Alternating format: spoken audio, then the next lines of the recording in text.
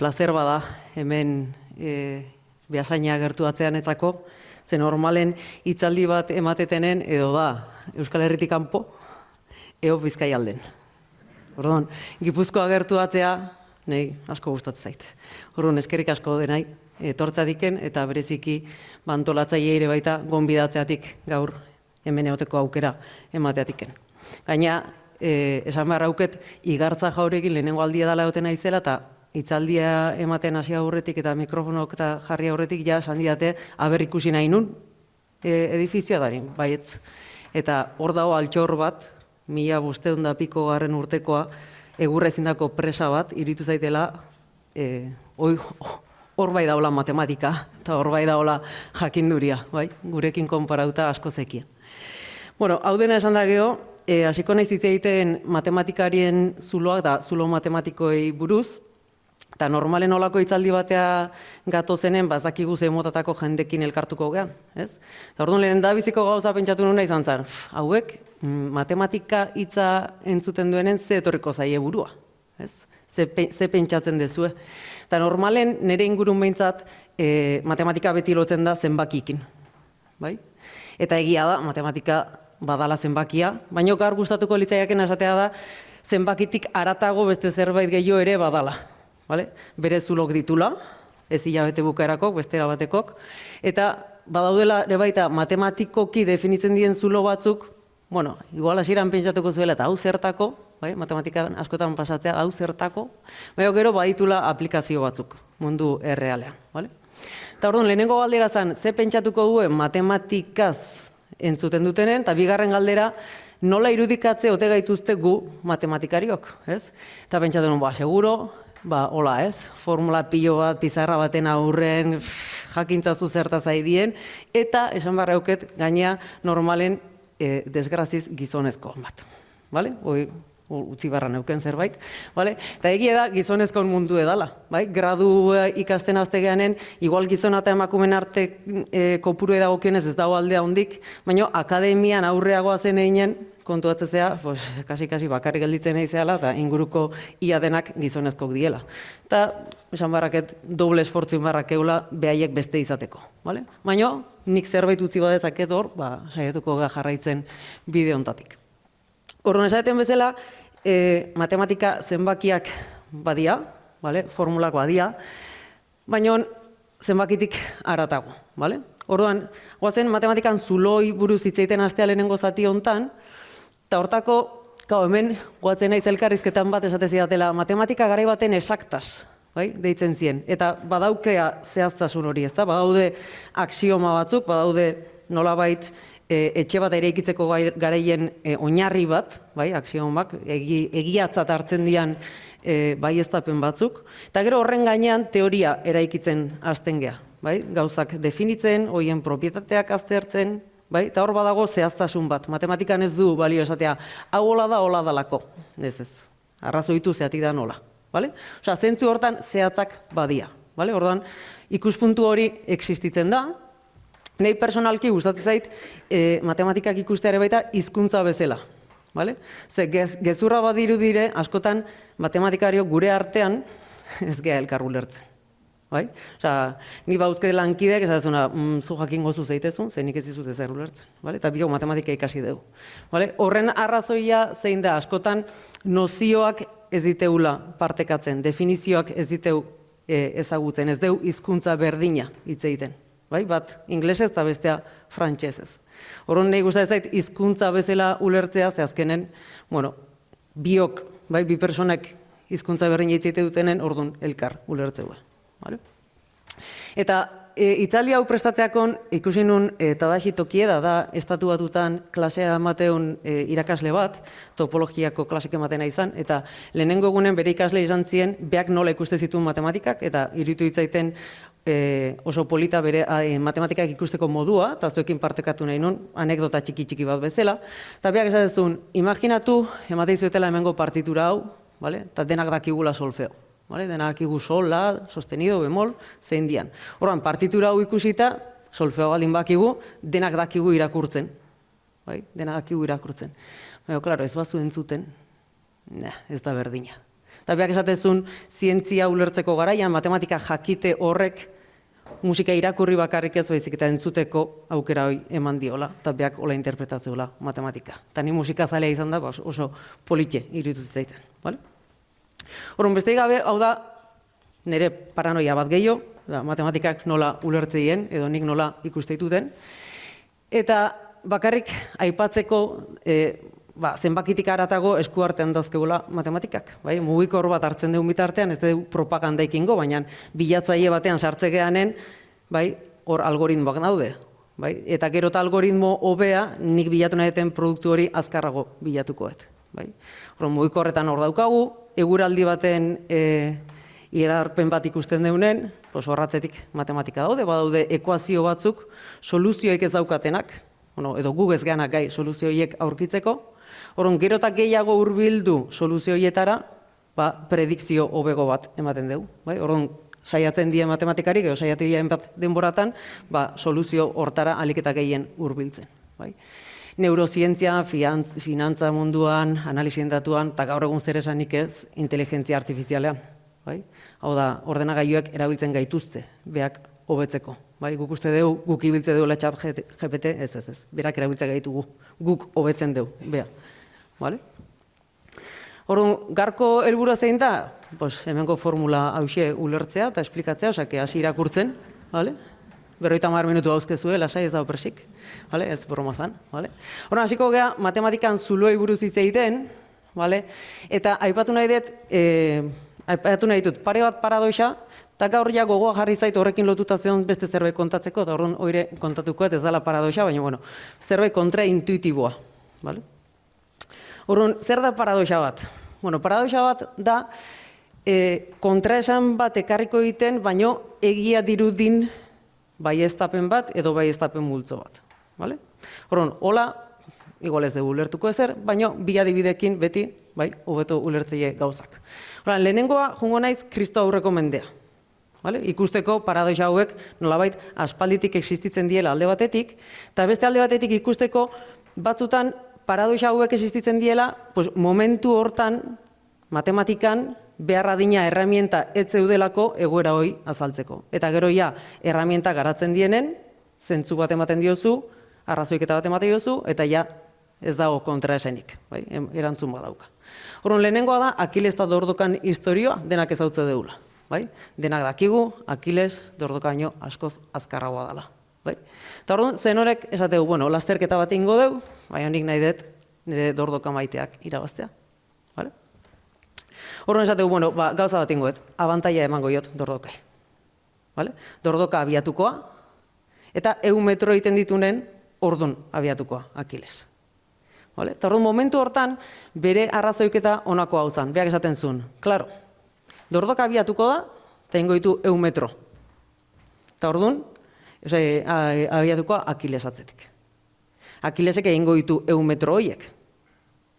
Dordoka nahiz da polikigo jun, 50 bat ingo ditu. Beraz, ja aurreago da. Akilesek ingo ditu 50 horiek, baina Dordokaren mohitukoa. Igual ez ditu ingo 50, igual ingo ditu 25, baina Dordoka aurrago dijoa. Orduan, bere arrazoiketa zen, Akilesek egiten duen zati bakoitzerako Dordoka ja ez da horre ongo, Dordoka beti aurrago da. Eta, momentu hortan, arrazoiketa horrek zentzua bat zeukan. Baina, garai hartan, ez zeuden, ez dugu esplikatuko matematikoki zergatik, baina, seguru nago hemen audientzien badago gazten bat batxiergo egiten nahi dana, eta HZU, HZUA, bezalako formula batzuk ikaste dituzte, eta problema tipiko bat fisikan izatea, baldin badakizu autoa dijoala bizikleta baino abiadura bikoitzagoan, zenbat denbora beharko du harrapatzeko. Osea, behar adina distantzia inezkio harrapatuko du. Eta gaur egun badakigu Akilesek Dordoka harrapatuko dugula behar bezain distantzia eman ezkero. Eta hor badaude matematikako nozio batzuk hori guztiz argudiatzeko esango du. Horren, batzutan erramienta falta da, eta beste batzutan matematika ditun zuloak datozte eraiki dugun teoria horren oinarriak igual kolokan daudelako. Horren, bigarren paradoxa bat azaldu nahi dut, eta hortako jungo gea alegia. Alegi bakizue, herri txiki bezaina handie dela. bertako gehanentzako oso handi, Eta ia apaindegi bakar badakeu, zertako behar dugu gehiago, bakarrakin nahikoak eu, eta Nerea da bere izena, bai? Nerea, gaixo. Eta gure herrin honako egoera hau ematea. Ze gertatzea? Nik nere hilea mozteko gai baldin banaiz, nere hilea moztet. Gaina patu gabe. Jazta. Baina ni ez baldin banaiz gai, nere hilea mozteko, nereak moztuko ditu. Vale? Bi egoera horiek ematen dira. Vale? Errepikatzet. Hemengo neska honek hilea bere buruei mozte baio, jazta. Baina beste norbaitek ezin baldin badu hilea moztu, Nerea etorrikoa eta hoiei bakarrik moztuko die. Vale? Ezin duenai bakarrik. Vale, orduan galdera. Nerea izeinek moztu baio hilea. Vale? Zergatik. Claro, nereak ez baldin badu bere hilea mozten, esan deu, da pertsona bat bere hilea moztu ezin duna. Beraz, nahi eta nahi ez, nereak moztu behar dio. Baina ordu nereak kapaza da bere hilea mozteko. Ordu nereak ez dio moztu behar. Vale? Orduan ze pasatzea hemen. Vale? Ez dao erantzun egokik. Zein moztu baio nereai. Vale? Ba, igual tolosa jumarko, ez dakit. Bai? Baina hemen dago paradoxa bat, eta hau Bertrand Russellek planteatu zuen, baiak lan egiten zuen matematikaria zen, baina multzo teoriakin lan egiten zuen, logikakin, bai, filosofiakin oso lotutako arlotan, eta egia esan, olako paradoxek garai hartan multzo teoria garatzen nahi ziela, hankaz gora jarri zuen, bai, ze pentsatu zuen, gu garatzen nahi gehan teoria hau, gaizki, garatzen, hemen zei da pasatzen, bale? Eta are gehiago, bai, Godel etorri izan da Godelek esan zuen, bea, eske bakizu ze pasatzean, multzo teoria hontan berdin da zein axioma hartu, berdin da nola eraiki hemen teoria oso bat, beti egongo diela esaldi batzuk, ez geana gai izango, egia edo gezurra izango dien erabakitzeko. Vale? Hor agertzen die matematikaren zuloak. Vale? Dena ez da zehatza, bat gehi bat beti ez da bi. Bai? Askotan ahitzete hoian, eske hau ez da matematika, bat gehi bat ez da bi, eske matematikan ere ez. Vale? Matematikak ere baditu bere gabeziak nola baita esateko. Vale? Eta multzo teoriakin lotuta, hau ja ez da inbeste paradoxa, baino bai, aipatu nahi nun, hirugarren gauz bat, edo kontzeptu bat dela, infinituana. Vale? Infinitua, lemniskatantzako ezaguna dan simbolotxo horrekin, ez da? Eta lehendabiziko gauza da ez dala zenbaki bat, vale? Ez konfunditu, ez da zenbaki bat. Vale?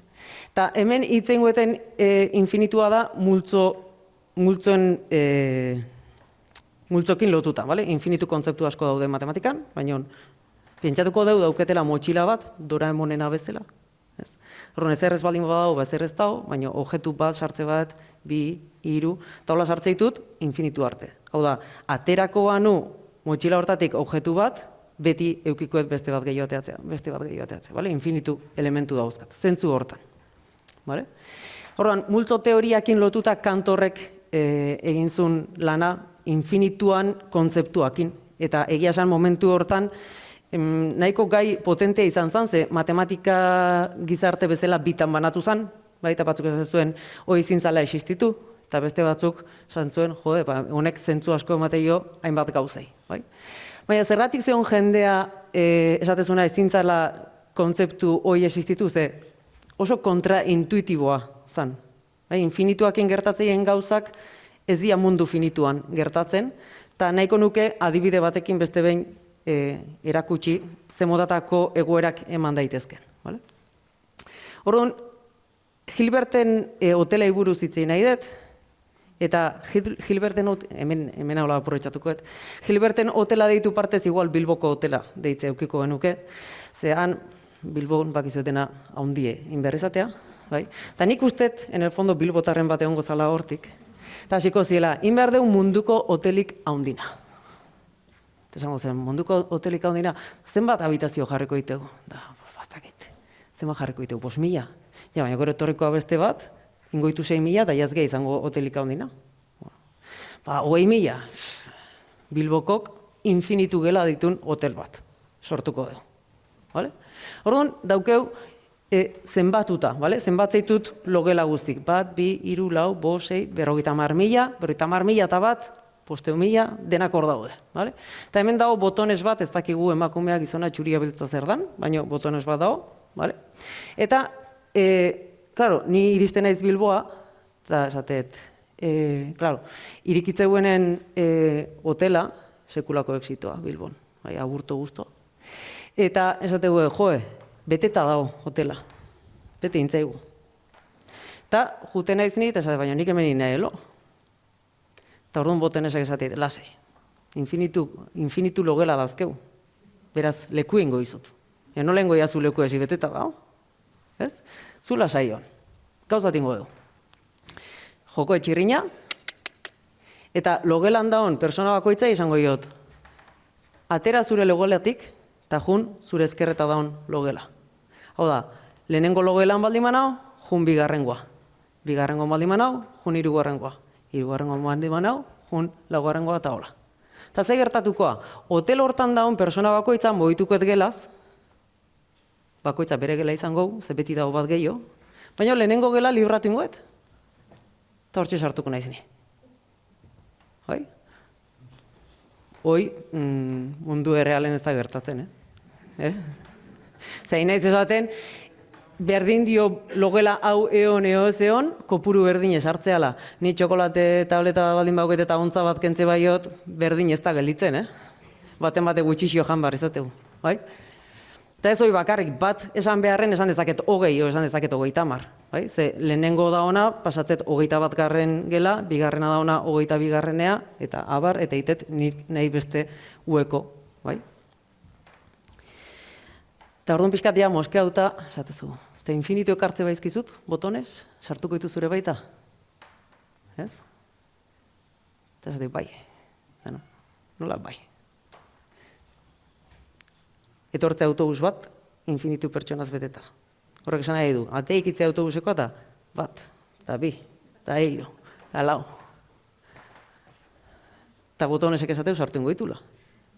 Nola? Bueno, ba esateu, beida, oso erresa da. Logela bakoitzek da nahi, esango diot, inzure zenbaki biderbi eta jungela harta. Hau da, lehenengo gelan da ona, dijoa bigarrengoa. Bigarrengoa dijoana, dijoa laugarrengoa. Hirugarrena, 6, laugarrena, 8. Eta hola, bakoitza moitze ditut, zenbaki bikoitita. Ze gertatuko zait, zenbaki bakoitza, libre dauket.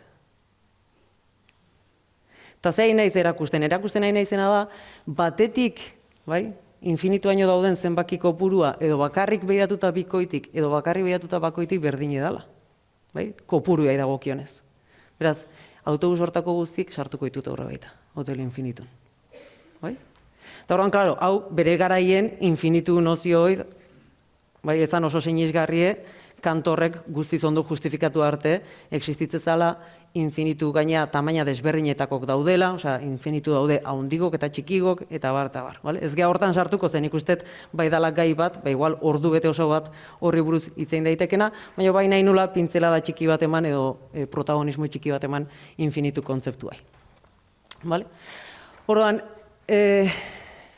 pasatuko gea, uste azkarri pasatu naizela, pasatuko gea zulo matematikota, osea, matematikan zuloi pixkat buruz itzein dut, zulo matematikota eta topologia. Nik itetela pixkat topologia eta talde teorian arteko mugan lana.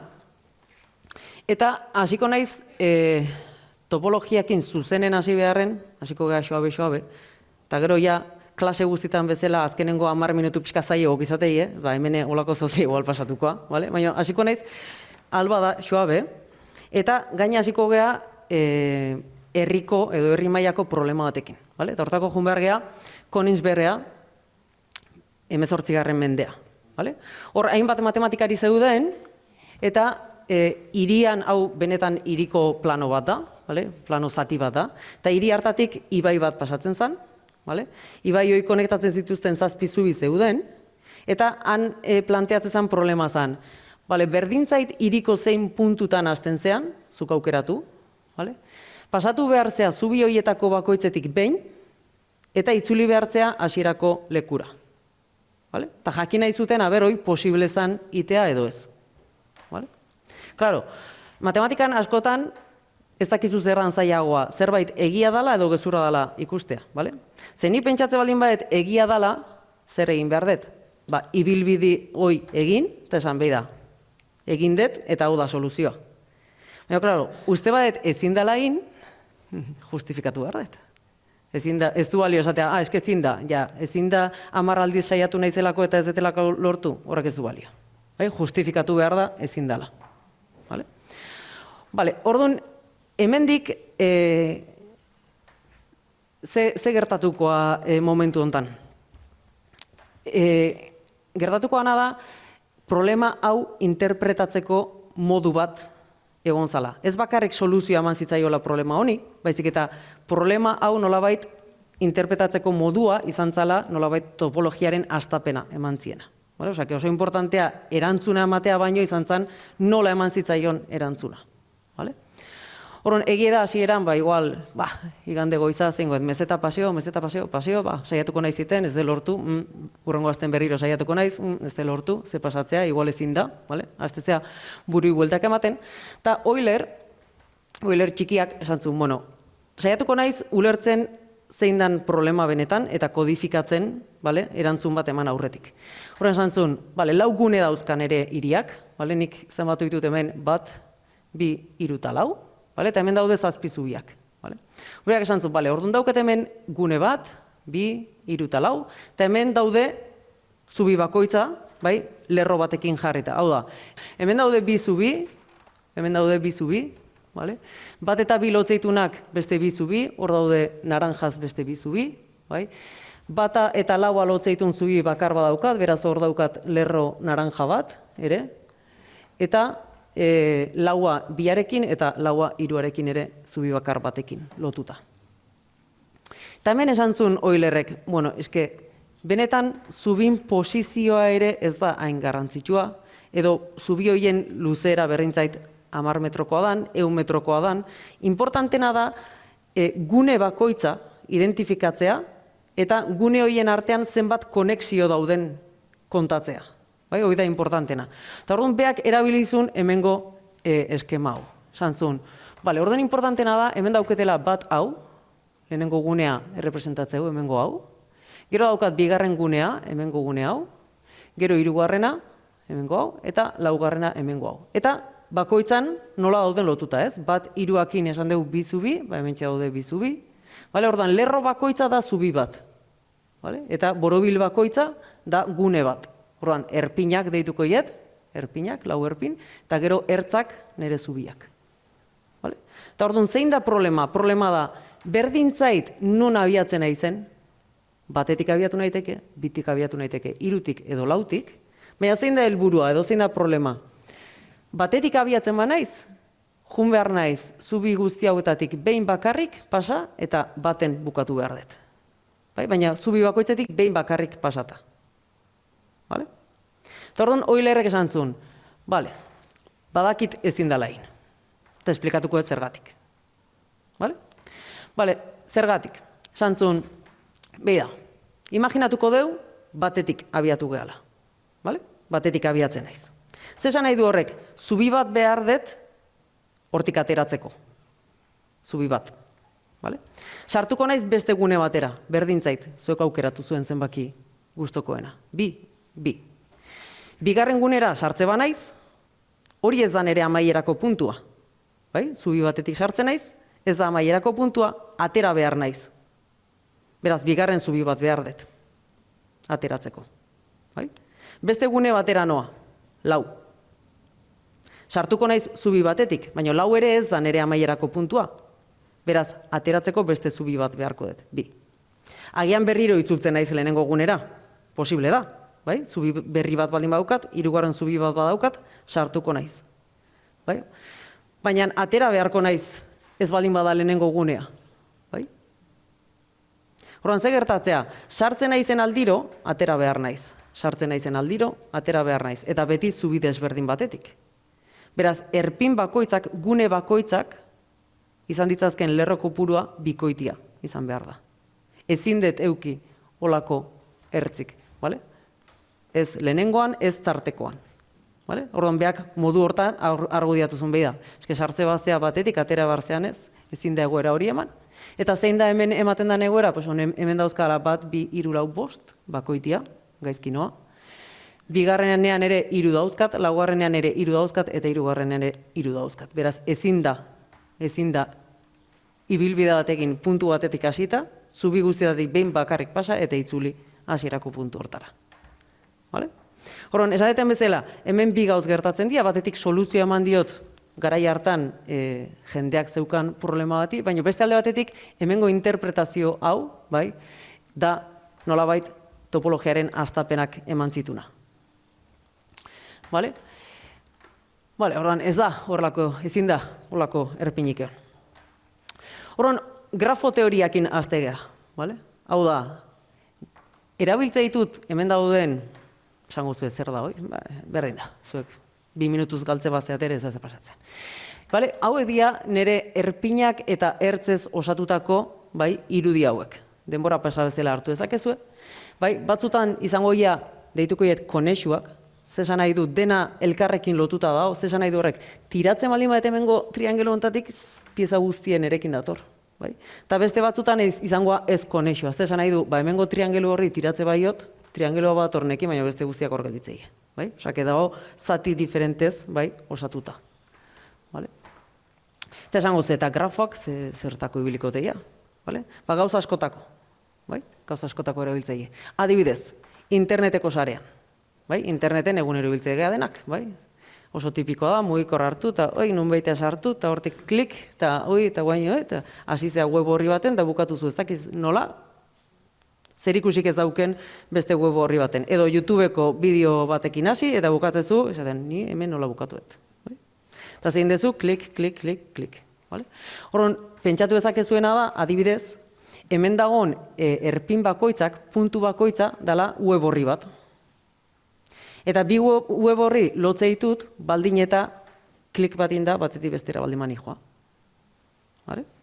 Orduan, gaur egun, nola datu guztik interneten dauden, kodifikatze ditut grafo hortan, eta ez grafo hortan bakarrik, igual matrize baten, guatu matrize parentesia ondioik, lerroka eta zutabeka zenbaki zeuden gauz horraroi. Eta igual ez 5 lerro eta 5 zutabe, igual 10.000 lerro eta 10.000 zutabe. Osake ordenadorentzako lan bada ez guk eskuziteko.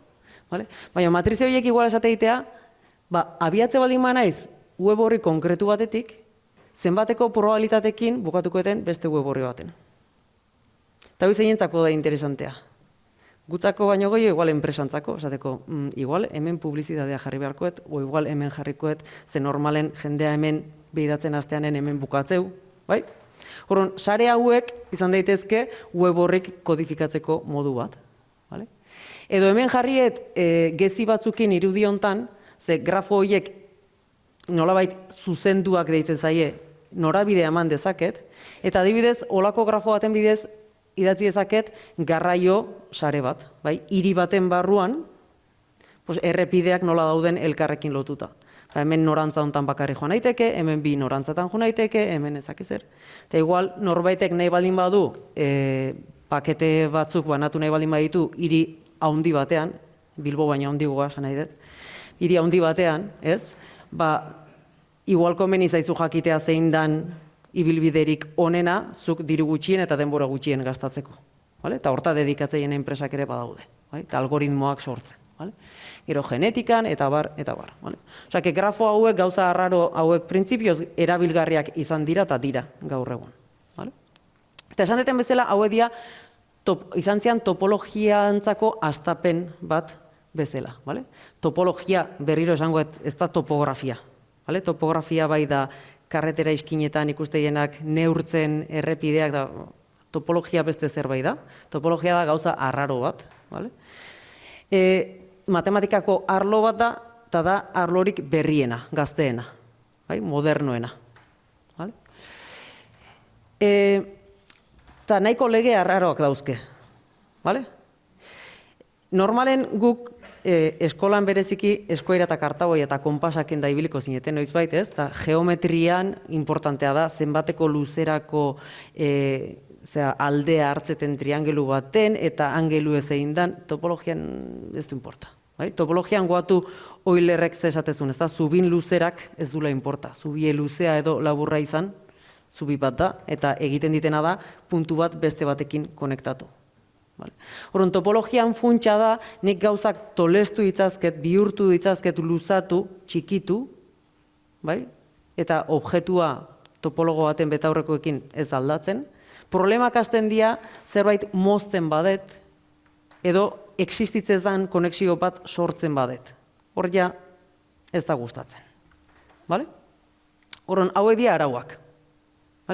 Arraroak, baina arauak dira eta gero erabiltzen dira.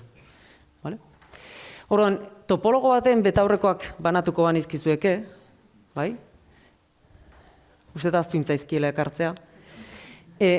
Imaginatzen balin bazue, lehenengo irudioi beteta jarrita auketen adala plater bat, topologo batentzako plater bat edo elipse formako plater bat ematea gauza berdine da, ze azkenen da pixkat deformatzea, edo karratu bat sortze baldin baure gauza berdine da, edo egia esan dena hartuta puntu txiki baten da jangabe gehature, igual inleike topologo bat. Baina, bigarren hontan, barrutik utxik dao. Orduan, platera hartu eta zulo hoi sortzeko zerbait hautsi inbeharko nuke.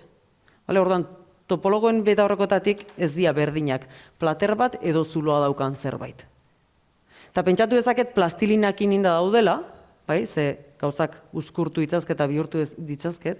Eta imaginatzea bazue, zirkunferentzia hoi da hola inda plastilina lodi batekin, hartzet plastilina hoi, hain lodi eda gora kapiskati jotzet, eta zilindro bat sortzet, eta zilindro bat eta zirkunferentzia berdina dira, topologo batentzat. Hau da pixkatu ulertzeko ze motatako deformazioak egin ditzazkean eta ze motatakoak ez. Pixkat ideia bat izateko.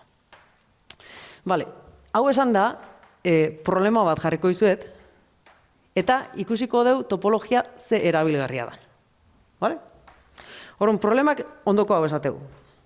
Hemen astea azterketa.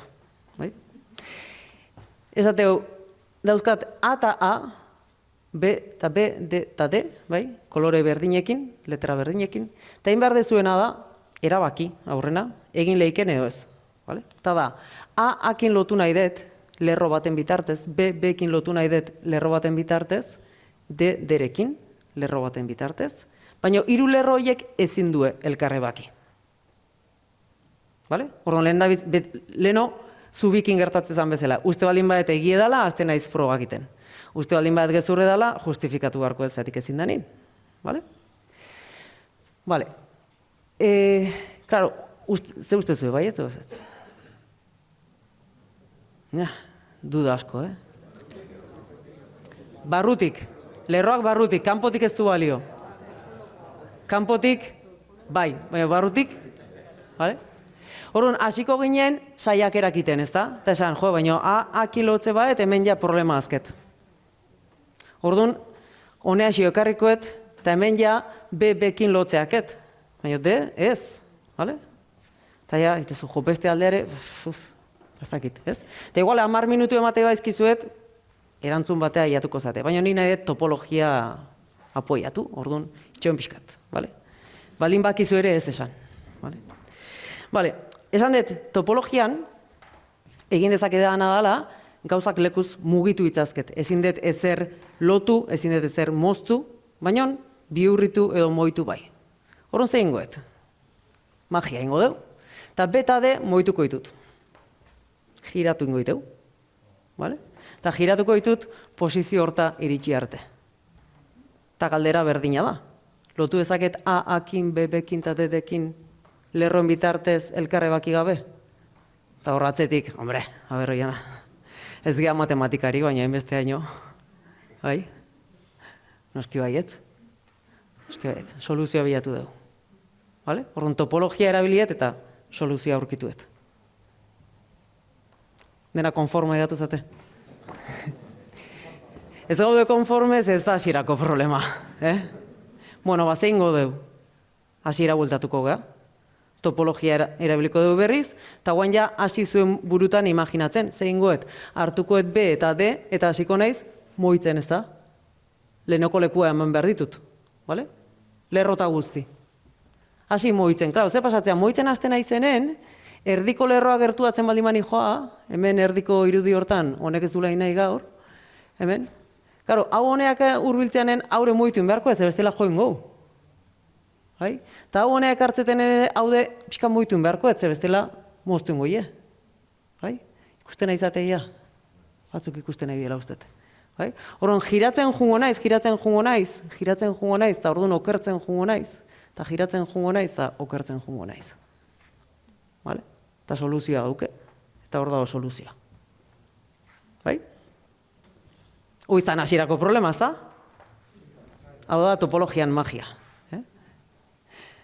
Vale? Orduan, zein da mezua hasteko eta behin? Hau da pixka zerbait orokorragoa. Bai? Hau da matematikako oinarrizko estrategia. Vale? Problema bat emate ditea, problema hoi ebazteko oso mente marabillosa ez baldin bazea, pues igual esatezu nik ez dakit nola lortu horren soluzioa. Eta ordu normalen ze saiatzea, zure hasierako problema hoi deformatzen eta erresagoa da egoera batea eramaten. Hoi da egin deguna, ez? Jarri zuet irudi bat, zalantza zen euskean egie edo gezurrezan, problema hoi birmoldatu deu eta horrezan diazue, jode, hemen erresa da, vale? Soluzionatze deu eta hasierako egoerara eramatet. Vale? Gau, esan dizuete leno, bizitza ez da perfektu, matematikari ez da perfektu, eta askotan gertatuko zaitena da, hasierako problema bat hartukoet, iritsiko naiz erresagoa dan egoera batea, soluzioa lortuko etor, baina igual ez naiz gai bueltatzeko hasierako problema horta. Igual geldituko naiz kasu erresoi ebatzita eta gero esan, bueno, bazai ez zuentzako. Bai? Vale. Vale, baina hori da, pixkat topologian magia erakutsi nahi detena, eta betaurreko berezi batzuk dauzkeala erakutsi nahi detena. Eta azkenengo zatia da, zulo matematikoi buruz hitzeitea, egia esan ez dakit ze ordutan bizi nahi zen, zenbat denbora daukeun, eta horren arabera igual erabakiko nuke zenbateaino kontatu goez. Baina, pasatu nahi dut, zulo matematikota. Vale? Eta hemen da igual pixkat zailtzen hasikoana, baina esperoet jarraituko jazuela eta ez zaitu zetela asko galduko. Vale? Saiatuko naiz motibatzen pixkat zergatik. Zesan dut, topologian hastapenak datozela grafotatik. Vale? Orduan, lehendabiziko gauza, hartukoet egoera bat, demagun 3 neurona dauzketela. Bai? Ez da esaten persona horrek 3 neurona bakarri hauzkenik, baizik eta hartu ditut 3. Vale? Eta estimulo bat ematei 1 neurona hoiei, eta aztertzen deu nola eragiten dion estimulo horiek elkarren artean. Gertau leike, estimulo bat eman da, neurona batek beste bat aktibatzea. Imaginatu, honek hau aktibatzeu, honek aktibatzeu, honek aktibatzeu, eta errepresentatzet grafo horren bitartez elkarrekintza hori. Baina, klaro, bere mugak dauzke ze gertatzea estimulo batek, adibidez, 3 neurona horiek aldi berean aktibatze baitu, eta aldi berean 3ak elkarri aktibatzen bai. Olako informazio bat kodifikatu nahi baldin badet. Hemen ja kontuatu zien, olako errepresentazioak ez ziela nahikoa, eta kasu hortan, igual, triangelu horrekin gelditu partez, egin bertzala triangeloi bete. Erdiko zati hori bete egiten dut. Eta horrek guztiz 3ak konektatuta daudela errepresentatzeu. Nolabait desberdinduko nuke interakzio bat egotea 3en artean, edo guztiz elkarrekin konektatuta egotea. Eta orduan topologo baten begitik, esan deu triangelu hoi hartu eta nahi bezain txiki egin dezakedala, pues igual erpin batea iritsi arte. Eta ulertu nezakeela kasi-kasi, 3 neurona horiek bat balira bezala, ze azkenen estimulo horren aurrean 3ak gauza berdina egitegu. Piskat, olako interpretazio batea juteko hasi zian, grafo horiek konplexuago egiten. Eta orduan, ja, grafo topologiko hauek azteie pixka gehiago komplikatzen. Eta, klaro, zueko batu behartzeate betaurreko berezi batu dauzkebula. Hau da, gauzek ez diela diruditen bezalakok. Zenik hartu dezaket hemengo grafo hau, eta ikuste baldin baita aukera zerbait txiki guaiteko, txiki guaitet. bai? Hau da, hemen goian dauden bi triangelu horiek, bueno, hor goian dauden bi triangelu horiek beteta daudela, halko nituzke, nolabait, juntatu, bai? Nik nire elementuak alditut birmoldatu. Eta orduan, klaro, bi olako grafo eman da, nola jakin berdinak dian edo ez. Ze bakoitza modifikatu dezaket. Orduan, egin beharko nukena da, bakoitza hartu, modifikazio prozesu bat egin, bestea hartu, modifikazio prozesu bat egin, da ikusi leku berdina iritsi naizela. Vale? Osea, pixka komplikatzea, ez da bakarrik begiratzea detaia.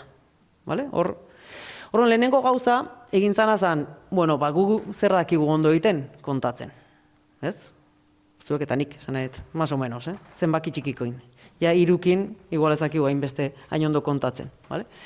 Eta orduan, lehendabiziko gauza, Eulerrek esan zuna zen, bale, sortuko ez zenbaki bat, eta enbaten maldin behizkiazu bi objektu, behintzat, ez dut gezurrek esan nahi, hasieran gezurre esatea pentsatu, baina ez dut esango, zenbakiak desberdinak lortzen baituzu, esan nahi du, objektuak ez diala berdinak. Zenbakia berdina baldin baia, bueno, batzutan bai bestetan ez, baina urrutziko du, zerbait teknikoa da. Orduan, klaro, ni behidatzen baldin baet, horko Y-ko hoi, esan dizuet, nik hor gauzak nahi bezain beste luzatu edo uzkurtu ditzazket, eta orduan, lortuko nuke horko bi erpin da ertz batekoa eta Y-koa berdinak diala, gauzak mugituko banituzke. Eta Eulerrek esategu bida, behatu bazuna da, zenbat erpin dauzkan zure objektuak, zenbat ertz eta zenbat aurpegi. Aurpegik dira betetako triangelu horiek. Eta batuketa horiete baldin badezu, horrekin ja jakingo zu desberdintzen bi objektu berdin dian edo ez. Eta orduan hemen adibidez, ezkerrean dauzkat bi erpin, bi, ken ertz bat, biken bat, eta gero ez daukat aurpegirik, gehi 0. Orduan bata lortzet. Y-koan dauzkat lau erpin, ken zenbat ertz, 3 ertz, eta ez daukat aurpegirik. Eta zenbaki berdina lortzet. Orduan, da metodo bat esateko, ematea zu zerbait hemen irudibidiez egin dezakeguna, matematikoki formalizatuko denukena, eta zenbaki baten bidez nahi gai ikusteko bi objektu berdinak dian edo ez. Eta hori da zerbait tipikoa matematikan. Zerbait oso abstraktua dauketenen, mundu errealea jeisten saiatzen naiz, kasu hontan grafoak zerbait abstraktua izan daiteke, ze normalean ez ditegu irudikatzen, baina badago modu bat zenbakiak esleitzeko, eta zenbaki horiei begiratuta bakarrik esateko, bida, ok desberdinak dira edo berdinak dira. Baina kontuatu zian, Eulerren karakteristika bai lagungarria bazala, baina bere mugak zitula, grafok bezala. Grafok bakarrik erabiltzea bere mugak dauzken bezala, eta orduan hasi zian, hasiko gara, grafo topologiko horien elementuek diela zuloei behi da. Hau da, pixkati igual arraro ingo zaizuera. Orduan, erabiliko ditegun elementuak itxura ontako dia, izango dira triangeluak, triangelu hutsak edo beteak, gero dimentsioz, triangelu bat horri baten marraztet, bi dimentsio. 3 dimentsioko zerbait egin nahi baldin badet, ja, hemengo irudi ontan joa, Eta, karo, jarri ditut hor zirkuloa eta horiek, igual gutzako ezagunagoak dielako objektu bezala, eta topologo batentzako bi gauza horiek berdine dielako, ze bata bestean deformatu dezaket, irukia zirkunferentzia baten bihurtu dezaket. Horren hasi ziren, olako elementuei begira, zertako, bizitza komplikatzeko, zesango izet ez? Bi dimentsioetan gelditzea ez da nahikoa, orduan pasatu behar naiz 3 dimentsiota, eta benetan hau formalki definitzen da 4 dimentsioetako, 5 dimentsioetako, 6, 7, 50.000, nahizun beste, bakarrik ez naizela gai. Ez ni ez inor ustet irudikatzeko. Hor ja bakoitzan imaginazioa zuen esku usteet. Orduan, grafo topologikoak 3. dimentsio arte irudikatu ditzazket, pixkat komplikatzen die. Komplikatzen die, zuek nahi beste. Eta alare gai naiz, zerbait esateko Eulerren karakteristikai buruz. Saltatuko ezati hau, ze zuloak aipatu nahi dut. Bakarrik, zuloak 2. dimentsio arte iritsi naiteke irudien bitartez. Beste behin, zulo horiek daude, zuek nahi beste bai? Gilberten hoteleko logelako puru bezala, zuen beste, hilo, zeitezkete, dimentsiotan. Vale? Zero dimentsioko zuloak dia grafokin azaldu izuetena, bai? Zenbat zati dauzkan nire objektuak. Hau da, tiratzen baldin badet guztia dator, ez dator, zenbat pieza dauzket. Vale? Kasu hortan, bakarra eukiko nuke. Bat dimentsioko zuloak zeintzuk dira. Pentsatu dezakezue, zuen besoa sartzea daukezuen oitakok. Bai? Zirkulo bate daukenak, edo galtza baten sartu ezaket, edo mango baten. Bai? Bat dimentsioko zuloa izango zen. Eta bi dimentsioko zuloa igual goxona, ez? Pentsatu dezakezue baloi bat, txokolate pixka sartu, bai? Eta betetzetenen hoi da bi dimentsiotako zulo bat. Bai? Eta gero, 3, 4, 5. Vale? Orduan, Eulerren karakteristikatik pasatu zien olako zulok kontatzea. Bai? Topologian.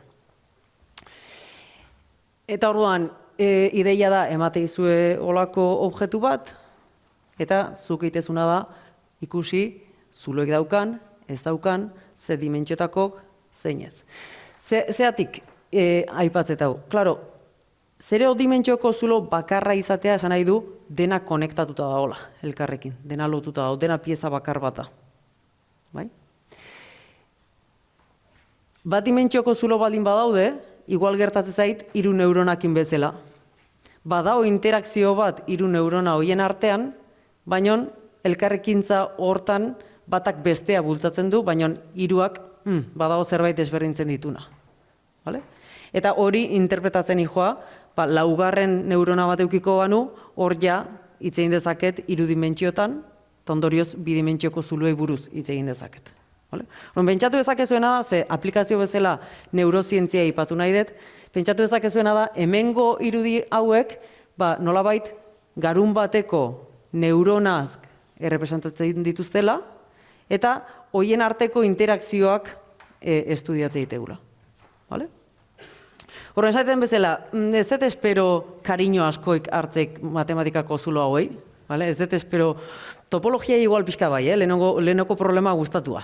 Ja zulok, baina ja bukatzeko esangoet aplikazioak bauzkatela, zulo kontatzen historia honek, eta gustatuko litzaiake hartuet artikulo bat, 2018koa dana, neurozientzian lan egiten due, eta neurozientzian 2018 urte arte grafok asko erabiltzen zien, baina artikulo honek esaten duna da, lehenengo aldiz, hoi da behaiek esate dutena bintzat, topologian ikuspuntua erabiltzeuela. Hau da, ez diegelditzen 2 dimentsioko grafo hoitan, baizik eta ja dimentsio altu gota pasatzeie, eta informazio gehiago jasotzeko kapazak izan omen die. Edo, behintzat, esperantza hoire daukeala etorkizuneko lanei begira. Nik egi esaten nahi bazue, diagonalki irakurriet artikuloa, beraz galderaik ezin, artikulu ingurun. Baina, bai kontatuko izuet pixkat pintzela da, edo nola funtzionatzeun olako estudio batek, topologia erabilita. Hemen esatet, 1.000 milioi neurona euki ditzazke gizaki baten garunak, hoi da esateguena. Zakit, meikun bat baldin badago, eta ez esan nahi baldin bau, esateko. Baina, klaro, 1.000 milioi neurona ordenagailu bat entzate lana da, bale? Paperen ez deuengo, baina igual ordenagailu bateke error emango dugu, bale? Bale, orduan, zer da beraiek egite dutena? Beraiek estimulo konkretu batzuk emateizkiete garun horiek, eta ikusi nahi dutena da, leheno pixkat azaldu dutena, ez da? Nola zein motatako elkarrekintzak dauden neurona horien artean. Eta, klaro, esan dut, neurona asko daude, guztiak representantzea oso zaila da. Orduan, beraiek esategu, guneka egingo dugu. Hartzeet garunan gune bat, eta gune hori izango da, netzako neurona bat balitz bezala, hau da, erpin bat. Hartzet beste gune bat, hori izango da, nire beste erpin bat. Hartzet beste gune bat, identifikatzea ditut hainbat neurona bakar bat bezala. Eta gero beste alde batetik, konexio horiek denak aldi berean aztertu partez, jungo naiz pixkanaka. Eta guaina, esplikatuko ez esan nahi duen pixkanaka. Horren zeitegu artikulo konkretu enten, hau ekarrien norbait letu nahi baldin bazun. gero galdetu, nebazue. Vale, iteguena da, 8 bolondrez hartzeitue, estimulok emateizkie, taktografia bat iteie, eta orduan horrek esan nahi du, olako irudi guai bat ateako hue, eta irudi hortatik ikuste hue, gune bakoitzan nola da hon lotuta elkarrekin. Behaiek, 83 gune hartzeitu, hori izango ziren gure erpinak, 83 erpin. Ordenagailu batentzat, nahiko ondo. Eta horrekin errepresentatzen dituzte, 1.000 milioi baino neurona gehiago. Eta horren zeitegue, nik hemen jarriet adibide simple bat, behaiek hasiko liake 83 gune horiekin, ni behatzi. Ni eskuzin dut, behatzikin nahikoa. Horren, hartzegue garuna, eta nire lehenengo egoeran dauzkat gune horiek, behatzi gune.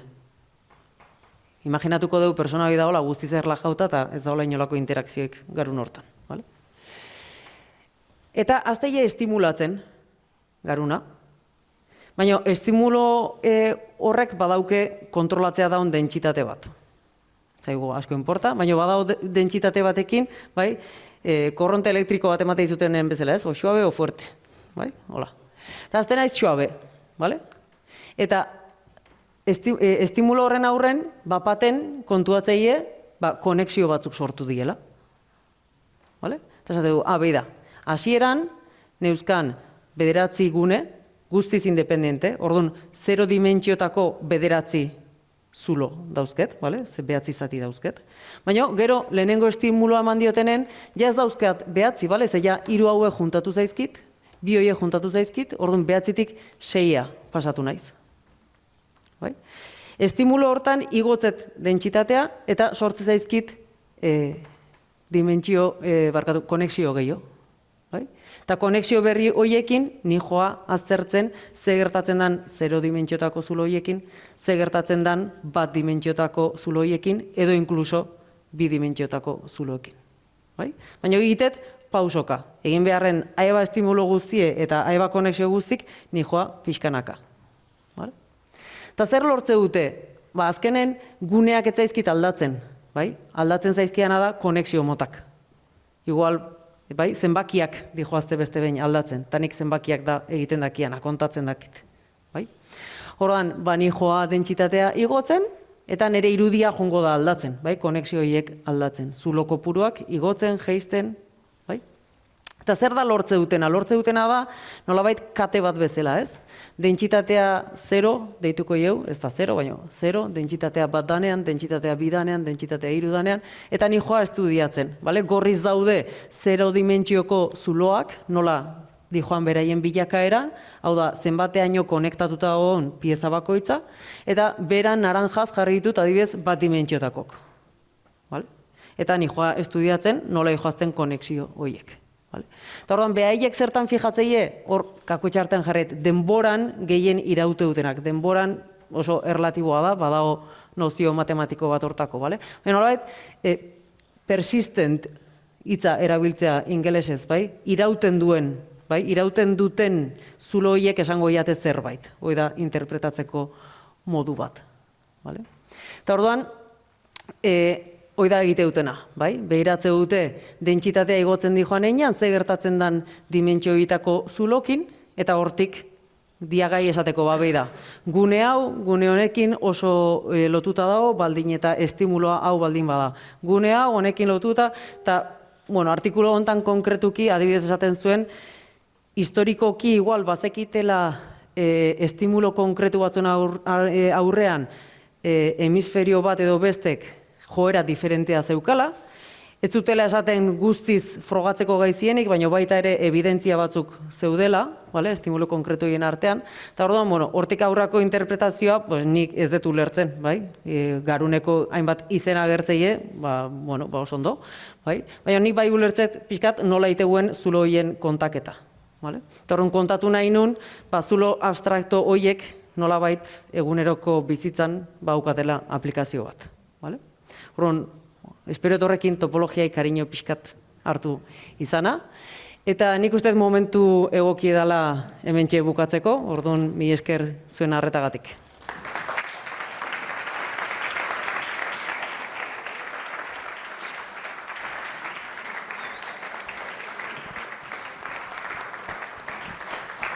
Bueno, galderarik bai? Kaixo, arratsaldeon, eskerrik asko hitzaldiagatik. Zure ikerketa ildoak topologiarekin erlazionatuta daude? Bai, itxen pixkat. Eta zeintzuk dira? Erlazionatuta dauden eta zeintzuk dira?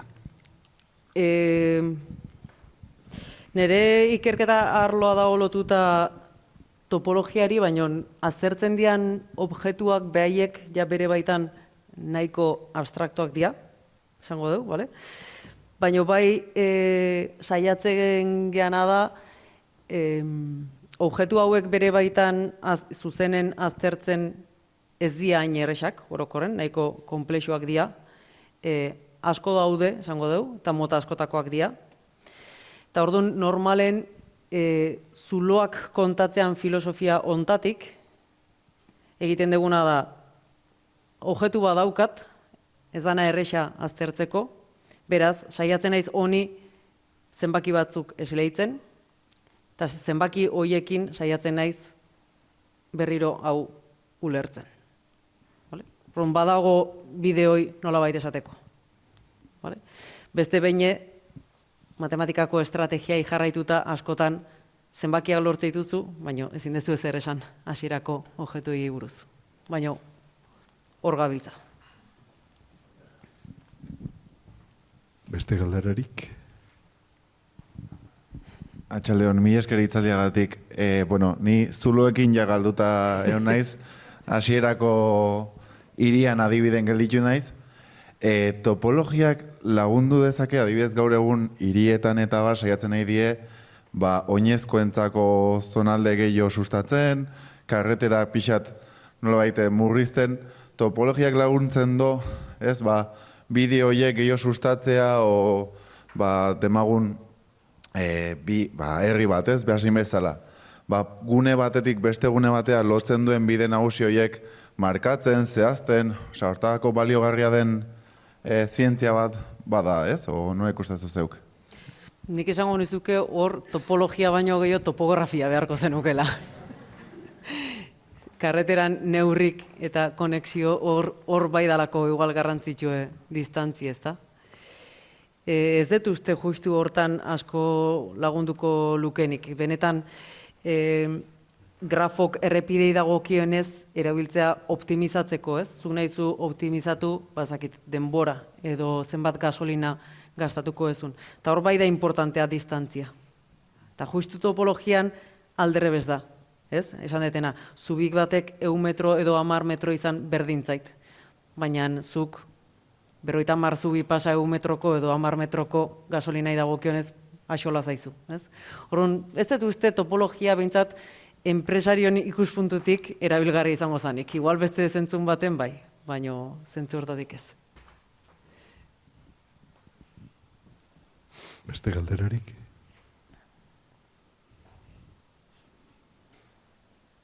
Inor animatzen ez bada, aurre ingo dugu. Gauzatxo bat bakarragarrik, aipatu dituzu emakumeak eta guzti hori, nik uste dut lehenizkata bezala, lehenengo momentutik erronka bezala eta postu bezala hartu gendula, geuri hitzaldietan, bai matematikakotan da bestetan ere, erdi eta erdi hartzea, bai hizkuntza eta bai genero aldetik. Eta oso zaila da, emakume, euskalduna eta gaztea lortzea. Beraz, eskerrik asko gure artean izategatik. Orain bukatu aurretio eta merezidon txalo eman aurretio, gogoratu arazi nahi dizuet, bertan izango ditugula tortilla pintxo batzuk eta argazkiak ikusteko aukera. Beraz, etorri zeraten guztioi, argazkilariei eta noski zuri Oiana, mila esker hitzaldigatik. Zuei.